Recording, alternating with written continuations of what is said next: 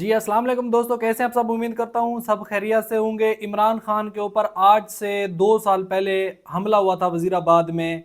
वो अपने एहतजाज पे आ रहे थे, रैली के साथ आ रहे थे, उनके ऊपर हमला हुआ था। आज उस एक बदबख्त टाइम को गुजरे हुए 2 साल गुजर गए हैं।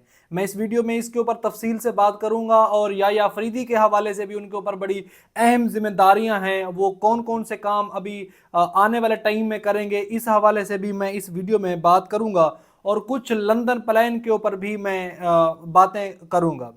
सबसे पहले मैं इमरान खान के हवाले से अगर बात करूं तो 3 नवंबर 2022 में वजीराबाद के मकाम पर इमरान खान साहब के ऊपर कातलाना हमला होता है। और उस हमले की एफआईआर भी बड़ी तब पंजाब में पाकिस्तान तहरीक इंसाफ की हुकूमत थी। पंजाब में हुकूमत होने के बावजूद भी एफआईआर नहीं काटी गई। उस मामले को गुजरे हुए 2 साल हो गए, किसी किस्म की कोई इन्वेस्टिगेशन नहीं की गई।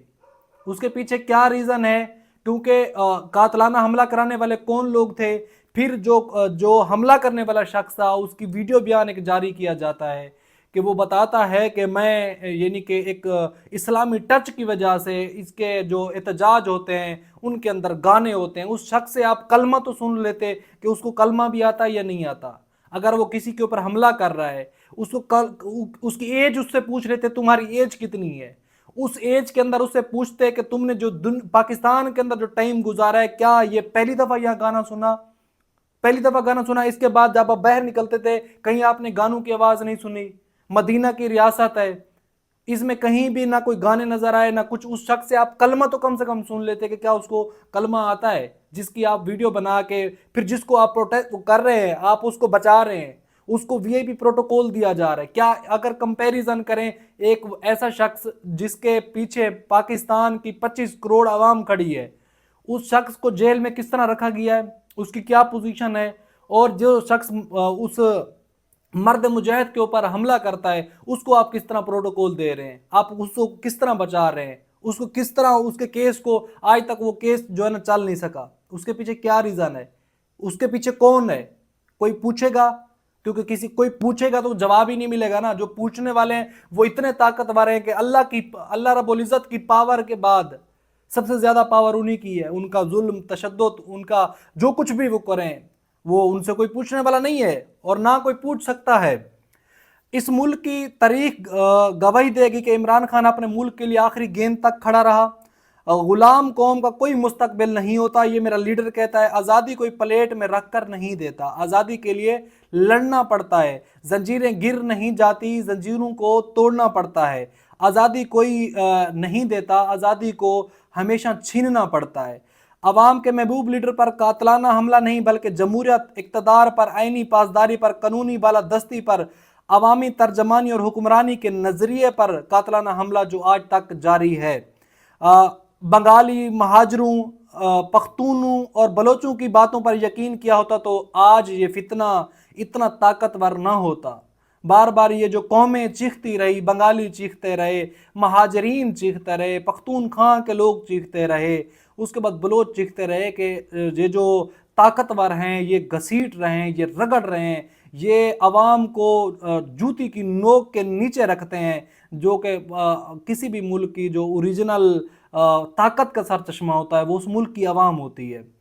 25 मई 2022 को जनरल बाजवा ने अपने सिविलियन कठपुतली पीडीएम हुकूमत के जरिए पाकिस्तान में बाकायदा गैर इलानिया अमरीत नाफिज करके मुल्क में दहशत गर्दी की फिजा कायम करने के लिए एक सियासी जमात, उसके सपोर्टरान और आम आवाम पर मुल्क की तारीख की बदतरीन रियासती जबर, तशद्दुद और फस्तैयत का आगाज़ किया था, जिसका सिलसिला 2.5 साल बाद भी आज इंतज़ार हुसैन पंजोता की जबरी गुमशुदगी के बाद बदतरीन तशद्दुद की शक्ल में जारी है। इस गैर इलानिया बदतरीन अमरियत के नतीजे में आवाम की जबरी गुमशुदगी करके उन पर बदतरीन तशद्दुद करना, नंगा करना, करंट लगाना, बेडरूम्स में कैमरे लगाना, बेटियों को अगवा करना, बच्चों और बुजुर्गों पर तशद्दुद करना, घर तोड़ना, मियाँ बीवी की खुफिया वीडियोस बनाना, घटिया केसेस, बेगुनाह औरतों और मर्दों को जेलों में डालना, लोगों के कारोबार मकानात तोड़ना, पुरअमन नौजवानों को सीधी गोलियां मार के शहीद करना, ओवरसीज़ पाकिस्तानियों में मौजूदा फैमिलीज़ को अगवा करके तशद्दुद करना, अदलिया को काबू करके तबाह करना, الیکشن کمیشن کو تباہ کرنا، سول اداروں کو تباہ کرنا اور نوجوانوں کو نوکریوں سے نکالنے جیسے مظالم شامل ہوئے۔ یہ جب عمران خان کے دور کے بعد جب ہم نے دیکھا کہ ایک سیاہ ترین، ایک بدترین دور میرے ملک پاکستان کے اوپر شروع ہوا، جو تھمنے کا کہیں نام ہی نہیں لے رہا، جو سر اٹھتا ہے اس سر کو قلم کر دیا جاتا ہے، اس سر کو جو کچھ بھی اپنی آواز کو اونچی آواز بلند کرنے کی ہمت کرتا ہے، اس آواز کو دبانے کے لیے، بند کرنے کے لیے وہ طاقتیں، ایک بیہیو اپنایا جاتا ہے کہ اس کی تاریخ کہیں پاکستان کے پچھلے دور میں نہیں ملتی۔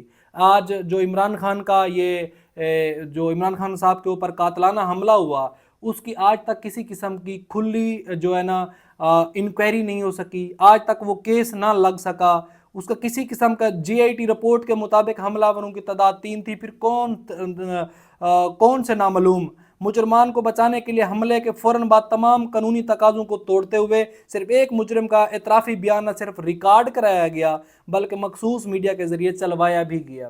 ایسا کہیں بھی پاکستان کی تاریخ میں آپ کو ایسا کچھ نہیں ملے گا۔ ایک محبوب لیڈر، ایک پاکستان کا، دنیا بھر میں اس کو لوگ چاہتے ہیں، دنیا بھر میں اس سے لوگ محبت کرتے ہیں، ایک ایسے شخص کے اوپر قاتلانہ حملہ ہوتا ہے اور اس کی کسی قسم کی کوئی رپورٹ، کسی قسم کا کچھ بھی نہیں ہے۔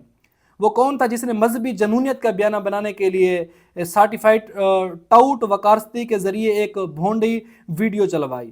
وہ کون تھا جس نے پنجاب میں تحریک انصاف کی حکومت ہونے کے باوجود عمران خان پر حملے کی شفاف FIR نہ ہونے دی؟ وہ کون تھا جس نے اصل حملہ آوروں سے توجہ ہٹانے کے لیے حملے کے فوراً بعد اسٹیجڈ حملہ آور کا بیان ریکارڈ کیا؟ وہ کون تھا جس نے تحقیقات سے بھی قبل حملہ آور کا اعترافی بیان مخصوص میڈیا پر چلوایا؟ وہ کون تھا جس نے GIT کی تحقیق میں خلل ڈالا؟ وہ DPO گجرانوالہ نے اپنا موبائل فرانزک کے لیے پیش کرنے سے انکار کیوں کیا؟ GIT کی تحقیقات کس نے لیک کی؟ یہ سارے جو سوالات ہیں یہ اپنی جگہ ہیں، اور یہ ہمیشہ یہ سوالات جو ہیں یہ پیچھا کرتے رہیں گے جب بھی یہ 3 نومبر 2022 کا دن آئے گا۔ اللہ نے عمران خان صاحب کو محفوظ رکھا، اور وہ جب بھی ان کو قاتلانہ حملہ ہوا، فائرنگ کی گئی، گولیاں لگی، اس کے بعد بھی انہوں نے ایسے مکہ ہلایا اور اپنی قوم کو پرامن رہنے کا تنقید کی کہ آپ پرامن رہیں۔ اس کے بعد ہم آ جاتے ہیں جسٹس یحییٰ آفریدی صاحب کے اوپر بہت بڑی ذمہ داریاں ہیں۔ جسٹس یحییٰ آفریدی اپنے کام کو آگے کس طرح جا کے ہینڈل کرتے ہیں ان فیوچر، اور یہ آنے والا جو ہفتہ ہے یہ بہت ہی امپورٹنٹ ہے، بہت ہی امپورٹنٹ ہوگا، کیونکہ اس میں ایک تو جوڈیشل کمیشن کا اجلاس ہے 5 نومبر کو، یہ بہت کچھ اس میں ڈیسائیڈ ہوگا، اینی بینچ کی سربراہی کون کرے گا، اینی بینچز میں کون سے ججز بیٹھیں گے، یہ بہت جو ہے نا امپورٹنٹ ہفتہ ہے۔ کل لاہور کمیٹی کے اندر ختیجہ شاہ جو پاکستان تحریک انصاف کی وہ ہے، ان کو 9 مئی کے مقدمات میں بھی ملوث ہیں۔ جسٹس عالیہ نیلم لاہور ہائی کورٹ کی چیف جسٹس ہیں، ان کو بھی یعنی کہ بٹھایا گیا۔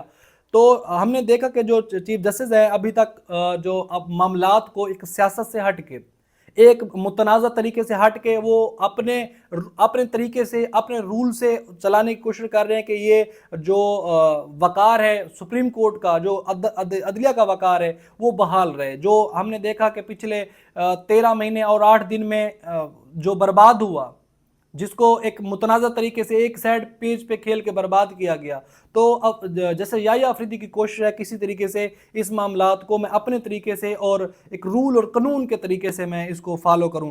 انہوں نے ہائی کورٹ کا جو یہ کیا تھا، 6 ججز کو چیف جسٹس ہاؤس میں بلایا، یعنی کہ ان کے جتنے بھی معاملات ہیں ابھی تک زبردست نظر آ رہے ہیں، اور انشاءاللہ آنے والے ٹائم میں بھی اب سب سے جو یحییٰ آفریدی کے لیے بہت بڑا چیلنج ہے وہ مخصوص نشستوں کا کیس ہے، کہ کیونکہ جنہوں نے فیصلہ دیا تھا 8 ججز میں، ان میں جسٹس یحییٰ آفریدی صاحب بھی شامل تھے۔ آنے والا ٹائم اب کیا لے کر آتا ہے، اگلا ہفتہ بہت امپورٹنٹ ہے جو کل سے سٹارٹ ہوگا، ورکنگ ڈے، کل پیر کا دن ہے، تو دیکھیں گے کہ 5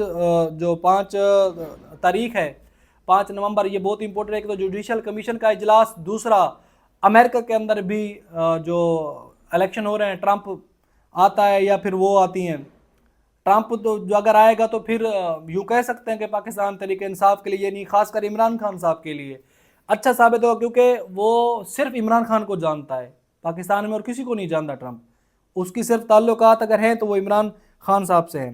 दूसरा जी, मरियम नवाज का लंदन जाने के लिए उनको इस्तकबाल के लिए कॉल दे दी गई है कि वो वज़ीर आला पंजाब बनने के बाद पहली दफ़ा लंदन जा रही हैं, वो अपने गले का इलाज करने। अल्लाह ताला उनको सेहत दे और उनको ये भी बताता चलें कि जिनके साथ इन लोगों का मुकाबला है, वो शख्स को गोलियां लगी तब भी वो लंदन नहीं गया, वो शौकत खानम से अपना इलाज करवाता है। कम से कम अगर सियासी बयानिए जो बेचते हैं ये लोग, जो मंजन बेचते हैं, कम से कम ये तो साबित कराएं कि हम जिस शख्स को अपना मुखालिफ समझते हैं, हम उसी की तरह अपना लाइफ स्टाइल जो है ना कर रहे हैं। इनके तो सर में दर्द भी हो तो ये लंदन इलाज होते हैं। बहरहाल देखते हैं कि अब लंदन में अल्लाह ताला उनको सेहत दे, दुआ कर सकते हैं, और तो हमारे बस में कुछ नहीं है। पंजाब लेने का फैसला कर लिया गया है नून लीग की तरफ कि हम एयर पंजाब उड़ाएंगे, वो दुनिया भर में सफ़र करेगी। PIA जो है वो तो ख़त्म हो गई ना, बस अरबों रुपए की उसके ऊपर मकरूज़ है। और आज अलीम खान की भी प्रेस कॉन्फ्रेंस लाहौर में होती है, उसने बोला कि मेरी जिम्मेदारी निजकारी को बेचना है, मेरी जिम्मेदारी चीज़ों को बेचना है, मेरी जिम्मेदारी चीज़ों को ठीक करना नहीं है। इनकी भी जो इनको लेकर आए हैं, जो सिस्टम लगा हुआ है अभी, जो सिस्टम काबिज है, इन सिस्टम की भी यही काम है कि आप जो चीज़ें आपकी समझ में नहीं आ रही उनको आप बस बेचो, सस्ते दामों में बेचो, कुछ खुद खरीद लो, कुछ अपने चाहने वालों को दे दो। और हुकूमत की भी अभी दौड़े लगी हुई, कल इनका हंगामी इजलास भी इन्होंने तलब कर लिया है। यानी अब इनको नींदें नहीं आ रही, सुकून नहीं आ रहा, अपनी मर्जी का हर तरफ से सेटअप को अपने हाथ में करके, अदलिया अपने हाथ में करके, ऊपर अंपायर अपनी मर्जी के लगा के, फिर भी सुकून नहीं है। क्योंकि सुकून जो बंदा गलत होता है, जो बंदा यूं समझ लें, सादे लफ्ज़ों में बोलो, बेईमान होता है, उसकी ज़िंदगी में कभी भी सुकून नहीं आता। अब तक के लिए इतना ही। अपना बहुत सारा ख्याल रखें। पाकिस्तान जिंदाबाद।